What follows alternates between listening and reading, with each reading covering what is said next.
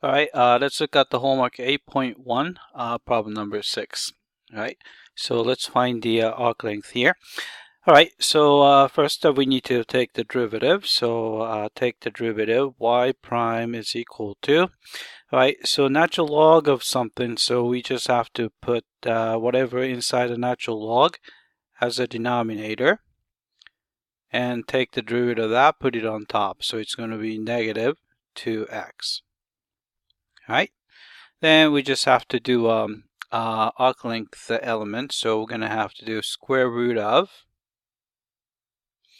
right, 1 plus y prime squared. So this is going to be equal to square root of 1 plus, all right, so we have to square this guy. So I'm going to square the denominator, which is quantity 1 minus x squared. And then if you square negative 2x, so it's going to be 4x squared. All right, then we can take the common denominator inside the square root. So it's going to be, all right, common denominator would be 1 minus x squared, quantity squared. And I'm going to multiply it out. So you're going to have same thing on top because we have to get 1. So it's going to be 1 minus 2x squared plus x to the 4th power. Right? So that's 1. And plus you have 4x squared. All right. So what you get is, let's see, I'm going to apply square root here. So you're going to get the 1 minus x squared. All right. And then you still have a square root on top, but you see that it's going to be 1. Combine these two guys together. So you're going to get positive 2x squared and plus x to the 4th. All right. And you notice that this guy can be factored out as 1 plus x squared. All right, so we can cancel a square root and a squared, and we can get just this, 1 plus x squared over 1 minus x squared.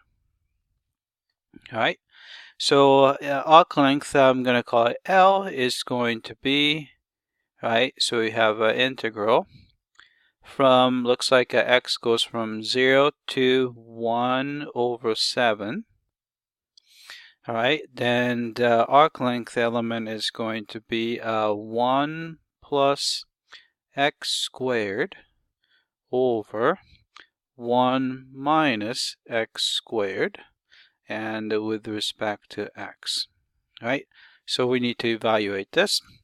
All right, so first thing I would do is I'm going to do a long division. So the numerator is, I'm going to write it as x squared, and then you have a plus 1. And then I'm going to divide through by 1 minus x squared. So I'm going to write it as x squared plus 1. All right, so we can squeeze a negative x squared into positive x squared by negative 1 of those.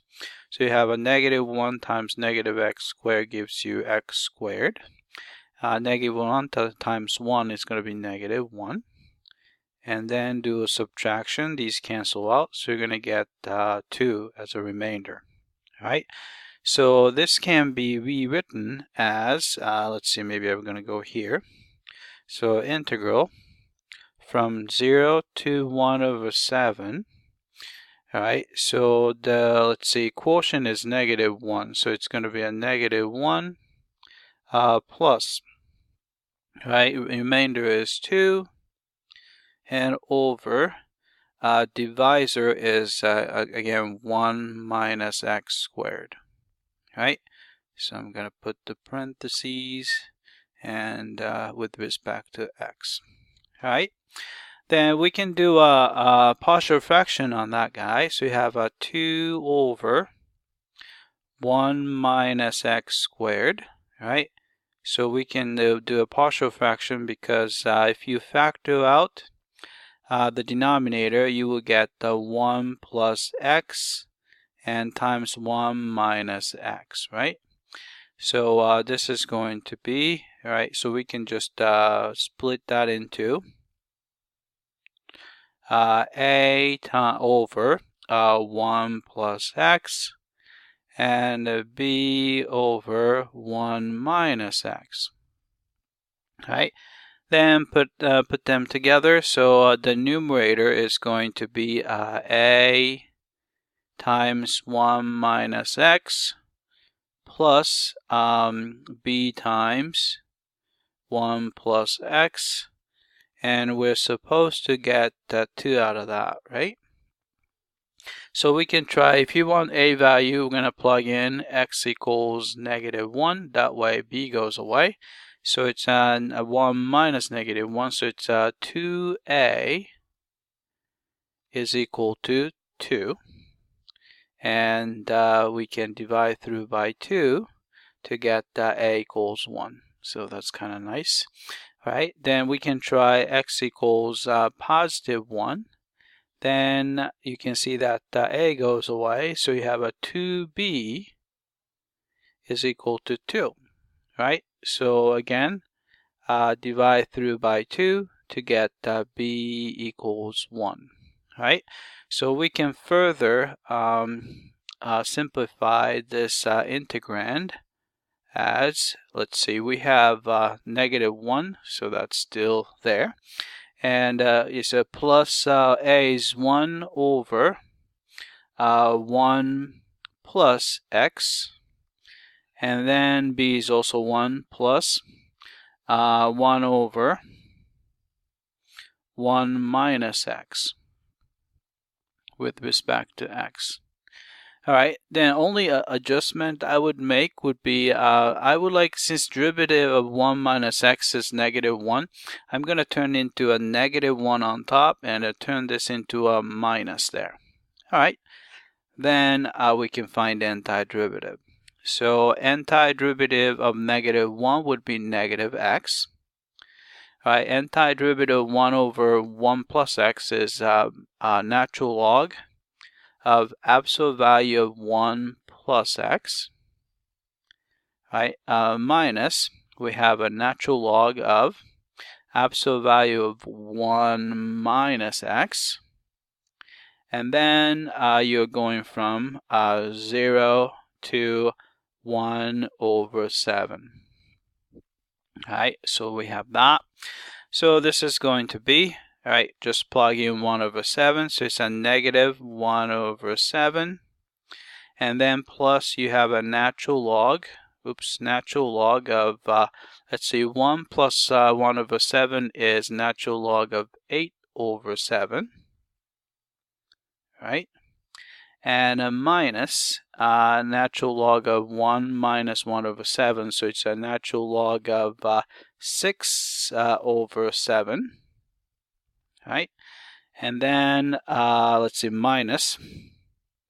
All right, so if you plug in 0, you have a -0, so that's 0. Natural log of 1 is another 0, right? And a minus natural log of 1, so it's 0. So it's all 0, right? Then I guess we can simplify this a little bit further. So it's a -1 over 7 is, I guess it looks okay. And so you have a subtraction between logs, so we can simply write it as a single log. So this is going to be 8 over 7 over 6 over 7, right? So we can multiply top and bottom by 7, so you can cancel the 7 on the bottom, right? Cancel, so this 8 is multiple of 2, so it's going to be 4, and that's going to be 3, right? So I'm going to write it as, I like to write the natural log first, so I'm going to write it as natural log of 4/3 minus 1 over 7. All right, so let's type it in.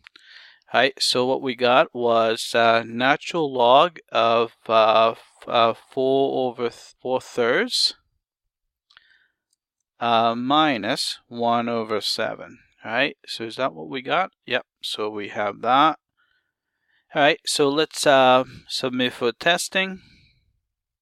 All right, it came back and looks like we got this one correctly. All right, that's it. I hope that this was clear.